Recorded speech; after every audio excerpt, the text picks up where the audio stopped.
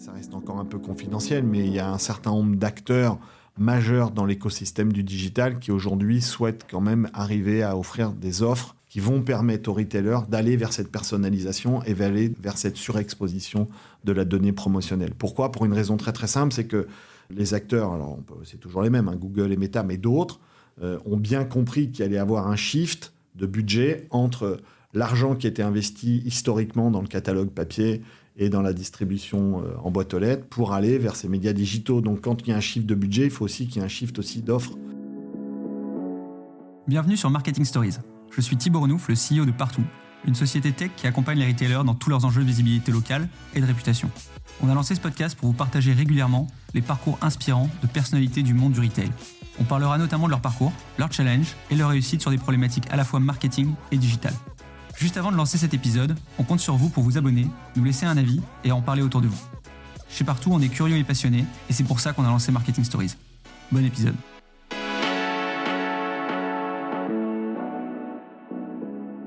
Bonjour à tous, pour cet nouvel épisode de Marketing Stories, je suis avec Rodolphe Bonas, qui est président d'Aristide. Bonjour Rodolphe. Bonjour Thibaut. Comment ça va ? Super bien, trop content d'être là. Merci de m'inviter. T'as le sourire, ça fait vraiment très plaisir. Il faut. Hein. On est parti pour une petite heure d'échange autour des retail tech, du e-commerce, de tout ce qui est promotion aussi. Mais avant de rentrer dans le vif du débat, je voulais un peu savoir qui tu étais, te laisser te présenter. Donc moi, je m'appelle Rodolphe Bonas, en effet, j'ai 54 ans, je dirige Aristide qui est une boîte de tech qui existe depuis un peu plus de 30 ans maintenant.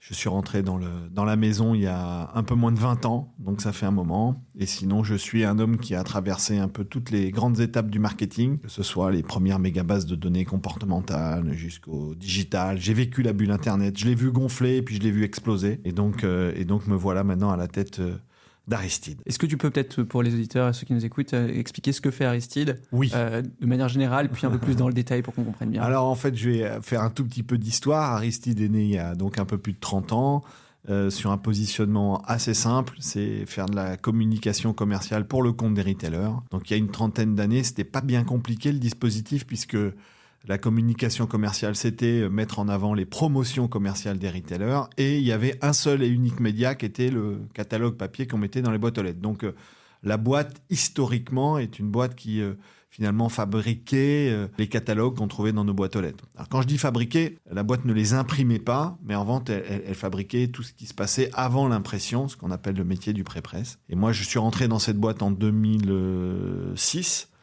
Et donc j'y ai découvert un métier absolument passionnant, mais qui était d'une certaine manière assez douloureux pour les clients. C'est-à-dire tout le pilotage de cette donnée promotionnelle était quelque chose qui sortait un peu des fourches coding ou des sentiers battus de tous les métiers du retail, et donc c'était parfois assez douloureux. Et donc j'ai découvert que la gestion de cette donnée promotionnelle avait une forme de douleur. Et donc on s'est attaqué au sujet en 2008-2009 pour essayer de développer des premiers outils, des premières plateformes qu'on installe chez les retailers, de façon à faire en sorte que la constitution de cette histoire promotionnelle soit un peu moins difficile. Donc on a développé nos premiers outils, nos premières plateformes, notre première technologie. Alors notre tout premier client s'est situé au Portugal, puis ensuite après on est venu en France pour le mettre chez Métro, Leclerc, Auchan. Donc concrètement, si je comprends bien, c'est vous prenez toutes les promotions qui sont chez le client et vous structurez la donnée pour qu'elle puisse être réutilisée pour l'usage que souhaite en faire le retailer. Exactement. Et en fait, l'idée de la plateforme, c'est toujours d'ailleurs, c'est de pouvoir installer un véritable outil de workflow au sein même des retailers, de façon à faire en sorte que d'un côté, ils puissent digitaliser leurs étapes de constitution de l'offre promotionnelle, c'est-à-dire sortir des Excel, des PowerPoint, des mails qui sont parfois assez douloureux. Donc il y a une partie digitalisation des process métiers. Et ensuite, cette digitalisation, elle fabrique un asset. Elle fabrique ensuite une base de données. Cette base de données, elle est après utilisable. C'est ce qui nous a permis d'ailleurs après de pouvoir fabriquer des fameuses pages de catalogue, mais de les fabriquer de manière digitalisée avec beaucoup plus d'efficience et d'efficacité que ce qu'on pouvait faire auparavant. On a beaucoup parlé avec Laurent Landel de... Oh là là, Laurent, bien sûr. De Bonial, bien sûr. De toute la digitalisation du catalogue dans un autre épisode de Marketing Stories. Pour bien comprendre à l'époque, ce que vous faisiez, donc vous étiez le funnel entre la partie data et la partie impression. Ça vous envoyez par exemple à Mediapost toutes les informations, vous imprimiez. Enfin, c'est quoi un peu la genèse du... Alors, la genèse du truc, quand je suis entré dans la boîte, en fait, c'est surtout un travail de récolte de données qui était réalisé sur des Excel, des mails, des PowerPoint. Cette donnée, ensuite, elle devait être mise en page, donc dans des logiciels type Adobe InDesign, donc avec des maquettistes. Donc, à l'époque, il y avait, je m'en souviens encore, un maquettiste et puis à côté, une chef de pub de chez nous qui lui dictait en lui disant Coca-Cola, 2,29 €. Non, 2,29 €. Là, tu as mis 2,31 €. Donc voilà, ça se passait comme ça. C'était très manuel, c'était très lourd. C'était très lourd pour le fabricant, c'est-à-dire pour nous, et c'était très lourd pour les clients aussi. C'était très douloureux parce que la donnée promotionnelle, elle a ceci de spécifique, c'est que c'est une donnée qui s'installe assez loin dans le temps, hein, c'est-à-dire qu'elle a entre 6 et 8 semaines d'avance par rapport à quand on la découvre en magasin. Donc, c'est un processus qui dure quasiment 2 mois, et que cette donnée promotionnelle, elle a ceci de particulier, c'est que malheureusement, elle n'est pas figée.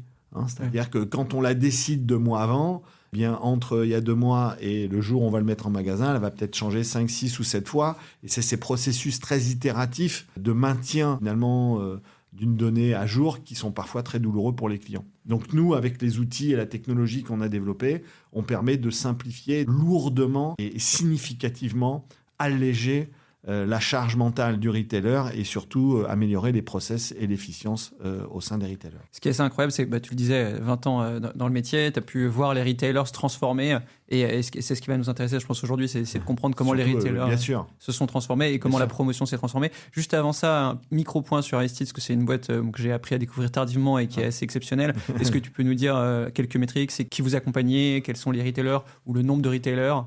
Nous, aujourd'hui, on est une entreprise de 350 collaborateurs, on fait plus de 40 millions d'euros de chiffre d'affaires.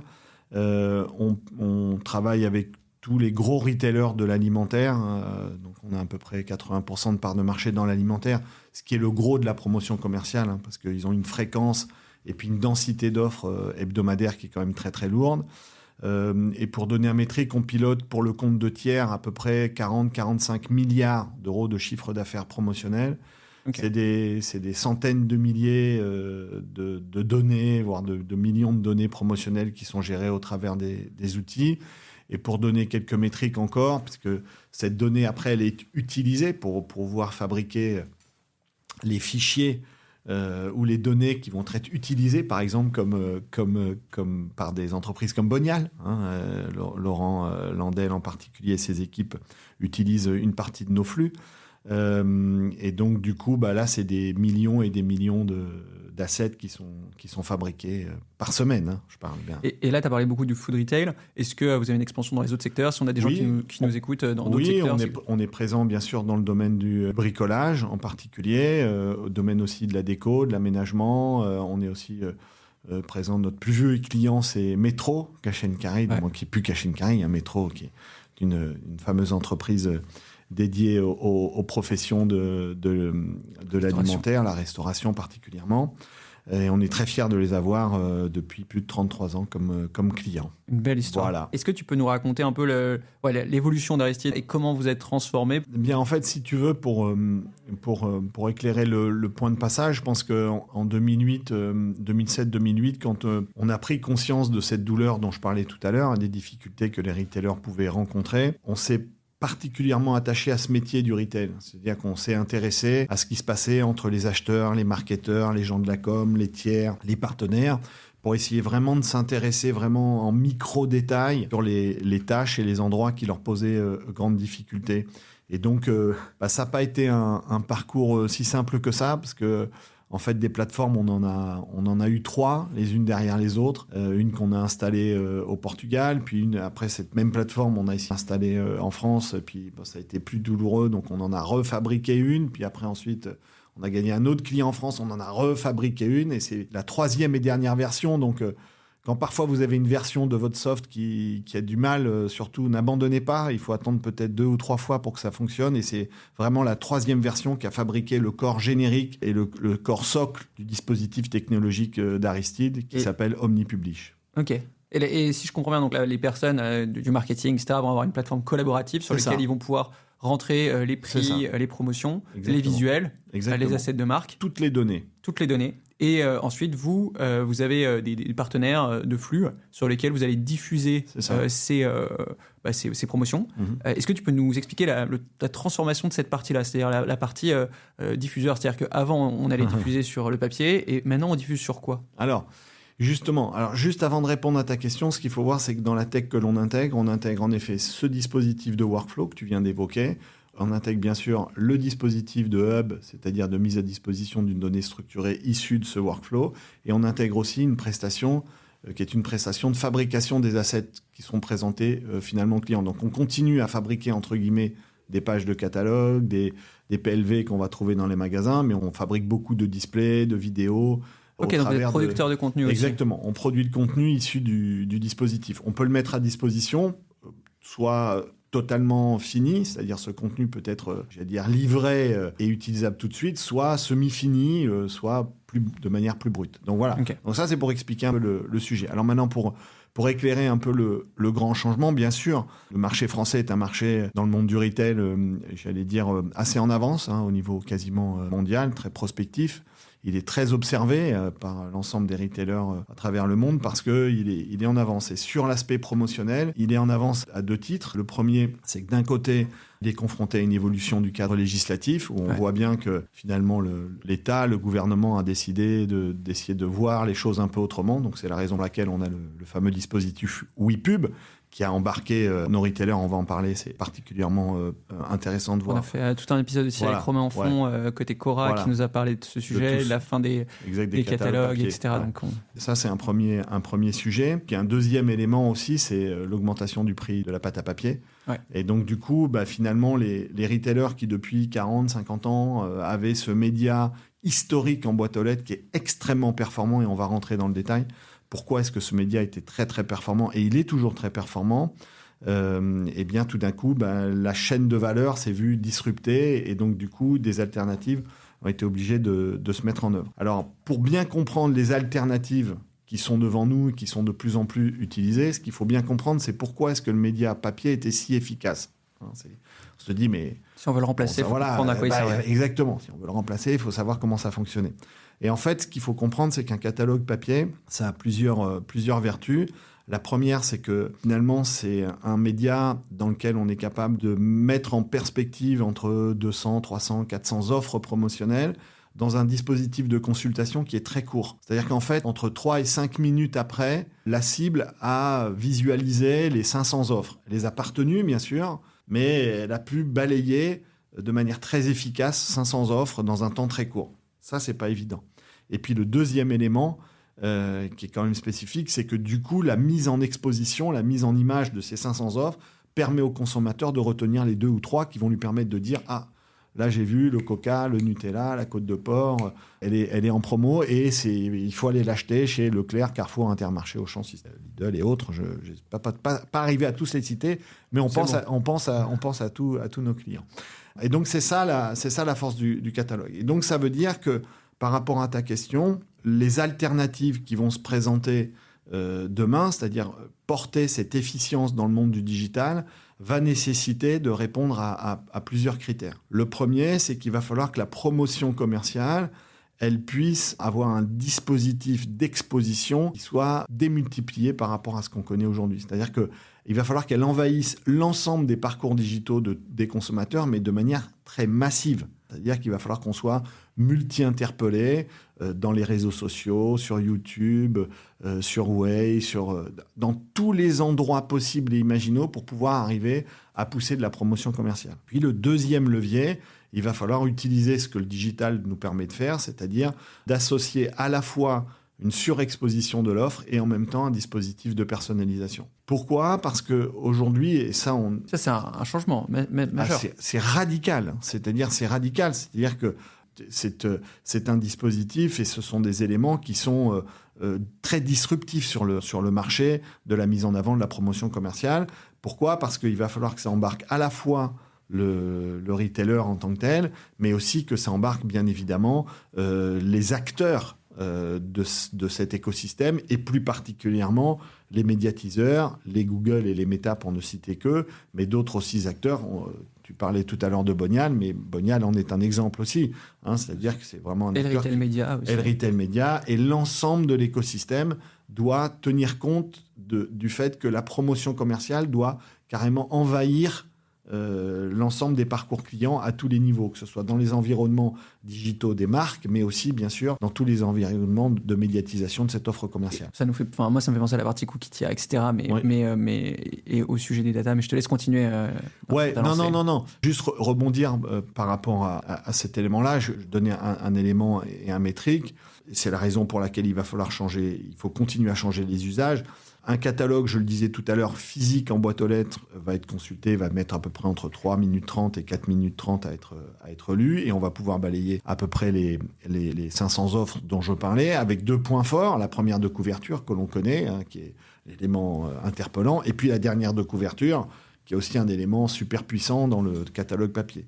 Si on transpose ce même dispositif de consultation dans le domaine du digital, avec les mêmes usages, c'est-à-dire en fait un catalogue dont on tournerait les pages, dont on tourne les pages sur le digital, on se rend compte que le temps de consultation est le même, à peu près 3 minutes 30, 4 minutes, sauf qu'on s'arrête à peu près à la 7e ou la 8e page, c'est-à-dire qu'on ne va jamais au bout. Et donc, la dernière de couverture, qui était un best-seller en boîte aux lettres, est un espèce de four dans le digital tel qu'il est pensé. Ça veut dire que les enjeux sont des enjeux pas exclusivement d'arriver à porter stricto sensu la donnée sur le digital, mais il va falloir la porter dans une logique très disruptive pour faire en sorte qu'elle puisse s'adapter à ce que je disais, une multidiffusion et un ultra-ciblage. Mais même si je pense à digitaliser le catalogue, est-ce que ça veut dire le mettre sur le digital et que tu puisses zoomer sur chaque promotion, ou alors est-ce qu'il n'y a pas un truc à penser, et j'imagine que c'est peut-être déjà le cas, sur tu swipes et tu t'arrêtes, ou tu swipes et l'algo va te proposer en premier les promos. C'est exactement ce qu'on a commencé, ce qu'on commence à faire en France. On a un certain nombre de clients, et dont un... pour le moins Carrefour, où toutes les semaines, avec Carrefour, on diffuse non pas une promotion commerciale encapsulée dans une histoire qui est figée, mais une promotion commerciale qui est finalement repensée, déconstruite et reconstruite en fonction de chaque profil client. Et comment ça va ? Là, tu parles dans l'app Carrefour ou c'est... Oui, partout, dans tout le parcours client. À partir du moment où, chez Carrefour, tu es reconnu en tant que tel, eh bien, on est capable et on te pousse. Tu reçois toutes les semaines bonjour Thibaut, voici les 8, 10, 12 promotions que l'on a extraites de l'histoire commerciale de cette semaine, qui sont les meilleures pour toi, avec les meilleurs prix qui te concernent. Donc c'est vraiment un travail qui est, donc, pour te donner un métrique... C'est quoi les points de data ? Est-ce que c'est ton panier précédent ? Est-ce que c'est la température ? On va pousser des glaces ? Juste pour que les gens puissent se projeter. Alors, c'est toutes les équipes du CRM et de la data science de Carrefour qui donnent ces données-là, et ils le font sur, bien sûr, les paniers et les profils de consommation paniers des clients. Donc ils savent très bien, en fonction, ils savent très bien que là, il y a un besoin de couches. On dit toujours les couches. Ça fait 30 ans que je suis dans le métier, ça fait 30 ans que j'entends pour parler de personnalisation, on parle ou de couches ou de pet food. Alors ça, c'est facile.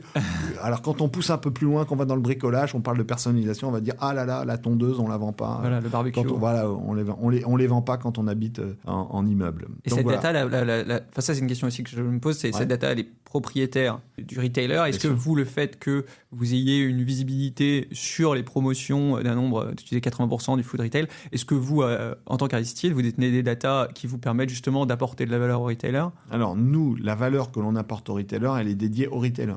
C'est-à-dire que nous, tout ça, c'est fermé à double tour. C'est vraiment... C'était pas une question piège. Non, mais t'inquiète pas, il n'y a pas de piège, mais c'est très précis. En fait, on a des dispositifs parce qu'on pilote quand même une data qui est quand même assez sensible. Et on la pilote très en amont, très en avance de phase. Et donc, du coup, on a des contrats et des dispositifs technologiques qui sont fermés. Et donc, c'est bien sûr la propriété du retailer.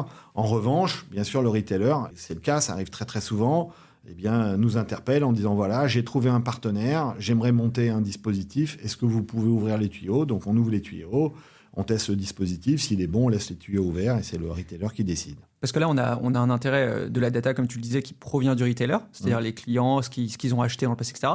Toi, tu as une autre data qui est potentiellement intéressante, c'est combien de temps ils ont passé à regarder la promo de la couche. Si on reprend l'exemple, et cette donnée-là, tu la renvoies j'imagine, au retailer. Elle est propriété du retailer. Dans bien des cas, elle est opérée par le retailer. Donc, c'est-à-dire parfois même je ne la vois pas. C'est-à-dire que moi, j'expose des comportements, mais c'est les retailers qui les mettent en scène. Donc je dirais que dans toute cette chaîne de performance et d'intelligence, j'ai tendance à dire que je suis peut-être le moins intelligent de tous. C'est-à-dire que moi, en fait, je récolte une data et après, je fournis des assets. Par exemple, je parlais des catalogues personnalisés qu'on envoie toutes les semaines. On en fait entre 5 et 7 millions par semaine de catalogues personnalisés, rien que pour ce client Carrefour. Mais en fait, je reçois des instructions de fabrication. C'est-à-dire qu'en fait, c'est vraiment le CRM du client qui m'envoie tous les use cases et moi, je les fabrique. Voilà. Et sur les autres sujets de la data, est-ce qu'il y a d'autres aspects qui sont intéressants dans la personnalisation ? Oui, en tant que tel, bien sûr qu'il y a des éléments qui sont, j'allais dire, on ne peut pas trop en parler, ça reste encore un peu confidentiel, mais il y a un certain nombre d'acteurs majeurs dans l'écosystème du digital qui aujourd'hui souhaitent quand même arriver à offrir des offres qui vont permettre aux retailers d'aller vers cette personnalisation et d'aller vers cette surexposition de la donnée promotionnelle. Pourquoi ? Pour une raison très très simple, c'est que les acteurs, alors c'est toujours les mêmes, Google et Meta, mais d'autres, ont bien compris qu'il allait y avoir un shift de budget entre l'argent qui était investi historiquement dans le catalogue papier et dans la distribution en boîte aux lettres pour aller vers ces médias digitaux. Donc quand il y a un shift de budget, il faut aussi qu'il y ait un shift aussi d'offres. Et donc, ils sont en train de la même manière partout.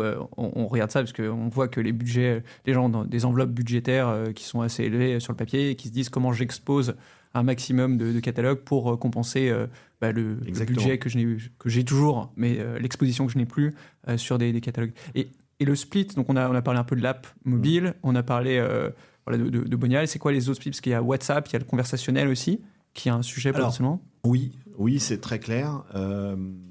Parce que ça, c'est pas vous qui envoyez. Non, alors nous, pareil, on met à disposition. C'est-à-dire qu'on est partenaire d'Alcméon, qui est un messenger et un dispositif conversationnel, comme partout.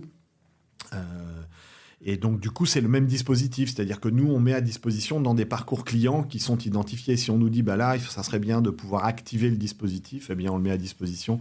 On va l'activer. Après, ce qu'il faut comprendre, ça aussi, c'est un élément qui est assez intéressant d'observer, c'est qu'en fait, la promotion commerciale, et ça, les clients réagissent dans tous leurs parcours digitaux. Pour eux, la promotion commerciale, c'est un élément constitutif d'une préparation d'une visite en magasin. Là, pour la plupart du temps, c'est vraiment un dispositif dans lequel les clients ils sont attachés pour vraiment aller rechercher les meilleures opportunités et préparer la bonne visite qu'ils vont avoir. Même sur l'application. C'est-à-dire que l'application, elle est plutôt utilisée. Parce que moi, quand je pense application, je pense e-commerce. Bien sûr. Et donc, je vois cette dérive parfois qui peut exister. Mais là, pareil, on va faire un petit peu d'historique. C'est une évidence qu'aujourd'hui, le monde du e-commerce et ce qui se passe dans le e-commerce, c'est une formidable opportunité quand on parle de promotion commerciale, de conversion et d'achat. Sauf que ce qu'il faut bien retenir dans le domaine de l'alimentaire, je fais un focus particulier dans l'alimentaire, c'est qu'on voit bien que la conversion e-commerce est quand même complexe. C'est-à-dire que quand on imagine qu'un géant comme Amazon s'est attaqué au dispositif, allant jusqu'à racheter une chaîne de magasins assez célèbre aux États-Unis, physique, et qui n'a pas vraiment donné grand-chose, Whole Foods, pour ne pas la nommer. Ça s'est mal passé C'est pas que ça s'est mal passé, c'est qu'on voit que la synergie des deux mondes, elle a beaucoup de mal à fabriquer une valeur ajoutée. C'est-à-dire on n'a vraiment pas 1 + 1 = 3, on a trouvé 1 + 1 = 2 dans le meilleur des cas, voire même 1 + 1 = 1,5. C'est-à-dire qu'il ne s'est pas passé grand-chose. Et aujourd'hui, Amazon, c'est surtout une boîte de tech et de services qui possède un capital extraordinaire et exceptionnel dans son dispositif de relations clients, de retail média dont on parlait, qui sont une part de revenus quand même significative. Amazon, c'est 70% de part de marché du retail média dans le monde. Ça veut dire qu'ils ont pensé la data pour en fabriquer une valeur absolument exceptionnelle vis-à-vis des brands, des marques. Et ça, c'est une grande force. En revanche, on voit que de plus en plus, le e-commerce est un moyen et de moins en moins une fin pour eux, pour une raison très très simple, c'est qu'il y a des pans entiers du e-commerce qui sont très difficiles à pénétrer. Et l'alimentaire, c'est très très compliqué. C'est tous les échecs qu'il y a eu. Les uns derrière les autres. Les Coria. Voilà, exactement. Et donc, j'ai même oublié les noms des entreprises, alors que c'était des boîtes qui avaient levé des centaines de millions. Et en fait, si tu veux, pour éclairer que finalement, le rapport, quelque part, du consommateur avec la nourriture, en fait, la donnée alimentaire, est un rapport particulier qui a beaucoup de mal à venir percuter le monde, du moins à pénétrer le monde du digital durablement, et surtout, pas que durablement, c'est surtout au niveau de sa rentabilité. C'est-à-dire qu'aujourd'hui, c'est pas rentable. C'est-à-dire tous les use cases qui ont été menés dans du e-commerce pur sur l'alimentaire à 100%, ça fait des fours. Donc du coup, la promotion commerciale, oui, mais dans son histoire, c'est quand même un dispositif qui vient servir, je parle de l'alimentaire, qui vient servir un drive to store. Et on mentionne beaucoup à la fois les discounters, mais aussi les grandes distribs. Est-ce que tous les Naturalia, les Bio-c'est-bon, etc., ils utilisent aussi dans le food de la promo ou Oui, il y a de la promotion commerciale. Après, ensuite, une promotion commerciale dans le domaine alimentaire, elle doit répondre aussi quand même à une règle, c'est qu'il faut être performant au niveau du prix. C'est-à-dire que si vous exposez à des clients une promotion commerciale qui est parfois, qui vous semble, vous, à l'échelle de votre point de vente, une super promo, mais qu'en revanche, vis-à-vis des autres, vous êtes décalé, en fait, ça se retourne très vite contre vous. C'est-à-dire que la promotion commerciale, c'est un révélateur de l'image prix qui peut faire assez mal à des enseignes. Ça peut être un très grand booster, mais en même temps, ça peut être aussi au revers de la médaille quelque chose qui peut faire assez mal. C'est la raison pour laquelle la donnée, c'est une donnée chaude et même ultra chaude. C'est la raison pour laquelle les retailers utilisent nos technologies aussi de façon à faire en sorte d'avoir une agilité commerciale qui puisse pousser jusqu'au dernier mètre, vers au dernier jour avant de pousser le prix, parce que c'est une donnée qui est assez performante et pertinente vis-à-vis de leurs clients. Et aujourd'hui, qui définit ce prix ? C'est-à-dire que je me connecte à ta plateforme, tu te dis ça peut se faire au mètre, c'est-à-dire le point de vente qui va définir parfois, la promotion. Bien sûr. Et donc ta plateforme, il y a le central qui va mettre à jour des promos un peu nationales, tu vas avoir du local qui va se dire en fait là je veux une promo sur tel truc, et tu as aussi des algos qui vont potentiellement affiner ces promos ou pas ? Alors aujourd'hui non, le prix de la promotion commerciale c'est un élément qui est sanctuarisé chez le retailer, et en effet tu peux avoir des promotions commerciales qui sont opérées à l'échelle du magasin et les promotions commerciales qui sont opérées au niveau local, et tu as même aussi entre les deux un niveau intermédiaire qui est la promotion régionale, c'est-à-dire c'est un groupe de magasins. Et en fait non, la sanctuarisation du prix promotionnel c'est quelque chose qui est propre aux retailers, chaque retailer, et ça c'est très sanctuarisé, c'est vraiment leur approche. Et on n'a pas d'algorithme dans ce dispositif. Il existe un certain nombre de solutions. Il y a des acteurs comme des grands cabinets de conseil comme Accenture par exemple, ou Oliver Wyman, qui ont monté des moteurs qui permettent de gérer des algorithmes de prix promotionnels en fonction par exemple des zones de chalandise de magasins, pour avoir parce qu'en fait la promotion commerciale, quand on était dans un média qui était dans le média papier, en fait la contrainte du média faisait en sorte qu'on avait un prix qui était national. Demain, la portabilité sur le digital fait en sorte qu'on peut peut-être arriver à se défaire de ce prix national et peut-être de pouvoir gérer des prix promotionnels qui peuvent être différenciés en fonction des zones de chalandise, voire même des magasins. Ça ouvre beaucoup de perspectives. Et comme on parle de perspective, il y a un sujet, je pense, qui revient chez les retailers. Il y a le one-to-one de Monaco qui vient de terminer. Tout le monde parle d'IA, et j'ai l'impression que un peu ce qui ressort, c'est tout le monde parle d'IA, mais c'est un peu flou les use cases. Qu'est-ce que tu en penses toi ? Et même pour vous, quelles sont les perspectives que ça offre ? Est-ce qu'il y a des use cases un peu plus précis Oui. Alors, en fait, ce qu'il y a, c'est que nous, on a un certain nombre de use cases. On en a un qui est un peu une exclusivité que je te livre. Je suis ravi de la faire ici. C'est qu'on on va sortir notre premier module d'intelligence artificielle qui va permettre d'accompagner les retailers dans la rédaction des libellés commerciaux à destination des clients. Donc ça, c'est plutôt description. Exactement.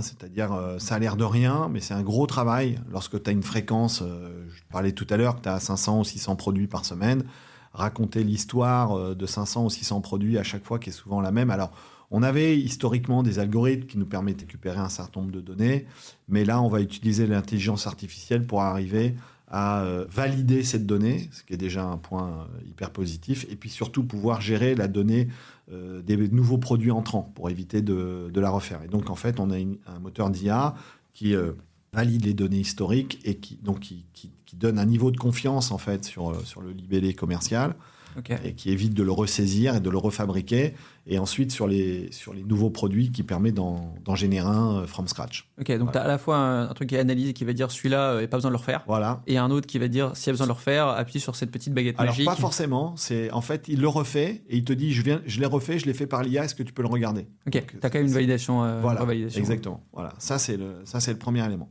Et ensuite, nous, dans le cadre de notre métier, il y a une deuxième dimension d'intelligence artificielle qui est en train d'émerger, toujours dans l'IA générative, mais là qui est plus en IA générative que je considérais comme un travail qu'on opère. Mais là, c'est plus de la recherche et développement, de façon à faire en sorte qu'on puisse fabriquer nos assets, c'est-à-dire les displays, photos, les vidéos. Plutôt de la computer vision. Exactement. C'est exactement ça. Et donc, du coup, là, on est une équipe qui travaille pour essayer de voir comment est-ce qu'on peut mettre l'IA à profit, parce que j'y crois énormément. La promotion commerciale, elle va venir percuter, en fait, un profil client et qui va venir consulter cette donnée en fonction d'une situation et d'un cas et d'un contexte qui va s'exposer dans le digital. Donc, en fait, quand on y regarde de plus près, on peut penser que la mise en avant d'une promotion commerciale sur je sais pas quoi, une tablette de beurre, elle aura peut-être une forme différente si elle s'exprime dans un jeune qui ouais, non, alors pas forcément qu'un profil, je cherche un site de cuisine sur Marmiton. Voilà, sur Marmiton. Donc là, sur Marmiton, on aura envie peut-être de fabriquer un dispositif visuel avec une IA générative qui va mettre le beurre en question dans une recette où on va le voir dans une poêle, etc. En revanche, si jamais on a envie de le mettre en perspective dans un site un peu plus commun, bah là, en revanche, c'est plutôt le packshot qui va revenir en disant c'est super pas cher de venir chez moi. Et donc, en fait, ce qui se passe, c'est que je pense que l'IA générative au niveau des données promotionnelles, elle va venir fabriquer un contenu additionnel à la volée de façon à faire en sorte que l'appétence et l'envie de clic soient démultipliées. En fonction du support et aussi en fonction de l'individu. Et de la cible aussi, bien évidemment. Si tu es, je sais pas, une femme de 50 ans, ben, ça va te mettre plutôt quelqu'un de 50 ans, alors que si exactement. un enfant... C'est exactement ça. Donc en fait, on est... là, c'est vraiment de la recherche et de développement. Alors, par curiosité, c'est pas, les retailers, ils sont pas déjà en train de se dire ça, c'est mon travail. Moi, j'ai l'impression que sur les sujets d'IA, les entreprises, les annonceurs, ils ont un peu envie de dire oh non, l'IA, c'est mon sujet, donc je vais tout développer en interne. Bien sûr. Mais avec le risque de se retrouver à avoir 100 000 use cases à développer. En fait, pour éclairer ton point, je pense qu'aujourd'hui, les retailers et le marché face à l'IA, déjà, ils sont en train déjà de ranger un peu la chambre. C'est-à-dire de se dire quels sont les grands domaines dans lesquels je vais pouvoir l'appliquer et quel dispositif je vais mettre en œuvre. Et en fait, on se rend compte que déjà, on a deux grands domaines. On a l'IA à destination quand elle va être visible et mise en perspective à destination des clients finaux. Ouais. Et la première, c'est tout dans les bots, dans les exemples que je te donnais, c'est-à-dire les éléments de représentation de l'offre et des services, etc. Et on voit qu'il y a énormément d'applications et de wow effect à opérer dans la fidélisation des clients finaux. Et puis après, toute l'IA à destination, finalement, des process internes et de l'efficience.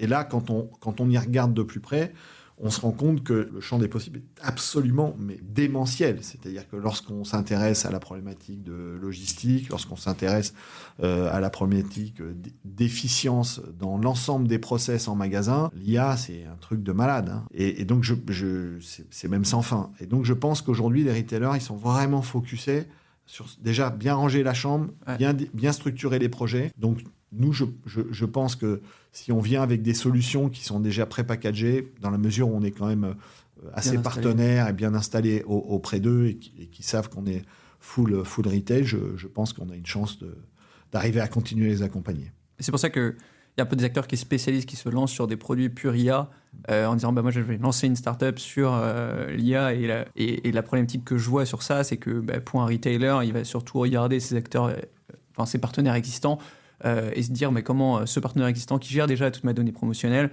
peut avoir le petit plus plutôt qu'aller chercher un nouveau partenaire. C'est l'idée. De toute façon, il ne faut pas se tromper. Hein. Nous, notre entreprise, elle est là, elle existe, on a beaucoup de chance. J'ai le même point de vue sur partout. Mais la réalité, c'est c'est la propriété des clients. Ouais. C'est-à-dire que cette entreprise n'existe que par les clients. Donc, les idées qu'on a, faut pas imaginer qu'on est des grands génies. En fait, c'est les clients qui nous poussent. Hein. Bien sûr. C'est les clients qui nous disent là j'ai un pain point. Est-ce que vous pouvez m'aider à le faire hein. L'exemple d'IA de Libellé dont je parlais, le pain point, c'est pas moi qui l'ai inventé, c'est le client qui m'a dit Rodolphe, les équipes, on voudrait que c'est ça. Et pareil, nous on avait le cas des avis où ils mettaient 3 minutes à répondre à des avis à chaque fois Et en fait, tu peux appuyer sur une baguette magique qui te rédige la réponse à la vie. Et puis tu la relis pour voir si c'est pas cata. Et dans 99% des cas, tu la valides. Bah oui. Et ou alors tu changes un petit truc qui permet d'ajouter une petite touche personnelle si tu connais la personne qui a laissé l'avis pour les petits magasins. Et ça te fait gagner. Je crois qu'on a fait 500 000 avis répondus par assistance IA. Mais voilà. Et donc 3 minutes fois 500 000, je sais pas combien ça fait. Ça fait beaucoup. Ça fait beaucoup d'heures. Ça fait 1 500 000. Mais... Ouais, ça fait pas mal de gens qui ont pu faire autre chose et des trucs un peu plus dans la relation humaine. Rajouter. Ouais.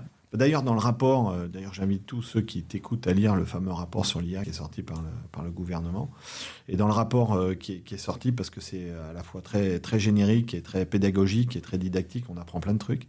Et donc, la courbe que tu viens d'évoquer, ils en parlent en expliquant que finalement, l'arrivée massive de l'intelligence artificielle n'est pas un élément de destruction de valeur au niveau de l'emploi, mais où c'est très très faible, à la marge, parce qu'en effet, on va utiliser ce temps gagné à faire autre chose. Et eux, ils sont assez sûrs de leur truc. Hein. Donc, moi, je suis pas un professionnel de ça, mais... C'est le grand débat. Mais lisez le rapport, voilà, lisez le rapport. C'est marrant. Et pour finir, au-delà de l'IA, peut-être, toi, c'est quoi les perspectives pour Aristide? Qu'est-ce que vous souhaitez faire? Qu'est-ce qu'on peut te souhaiter? Alors aujourd'hui, qu'est-ce qu'on peut me souhaiter? C'est de continuer d'être heureux. Déjà, c'est déjà pas mal. Hein, et j'espère que c'est déjà le cas. La boîte, c'est le cas. Ouais. C'est le fait que la boîte continue à se développer. Mais aujourd'hui, on s'intéresse quand même aux marchés internationaux. Ouais. Donc, on a eu la chance, du moins la chance, non, on s'est un peu battu pour ça, mais on a gagné un premier client au Canada, donc on est très fiers. C'est un client, hein, c'est pas beaucoup. Alors toi, tu gagnes des dizaines, des centaines de clients par jour. Les équipes, ouais. Je parle pas espagnol ni italien, donc je les laisse. Mais en tous les cas, voilà. Mais donc les métriques, cool, félicitations. Voilà, les métriques et les modèles sont un peu différents. Nous, pour gagner un client, il faut entre 9 mois et 1 an. Donc pour nous, voilà, c'est quelque chose qu'on a entamé l'année dernière à la même période et on a gagné un client qu'on est très content. Et puis on essaye d'ouvrir 2 marchés européens cette année. Donc ce qu'il faut nous souhaiter, c'est d'essayer de gagner 1 ou 2 clients encore à l'international de plus sur ces marchés européens par pays. Je te le souhaite. On le souhaite tous. Plus, voilà. On croise les doigts. Hein. Merci pour tout, Rodolphe. C'était passionnant comme super, vision. Thibaut. Et j'espère que les auditeurs ont aussi apprécié. Et à très vite pour un autre épisode de Marketing Stories. Merci. C'était Marketing Stories, le podcast des experts du marketing. Si vous êtes toujours avec nous, c'est que le parcours de notre invité vous a plu. N'hésitez pas à nous laisser un avis 5 étoiles et un commentaire pour nous faire part de vos retours. Merci pour votre écoute et à très vite pour un nouvel épisode de Marketing Stories.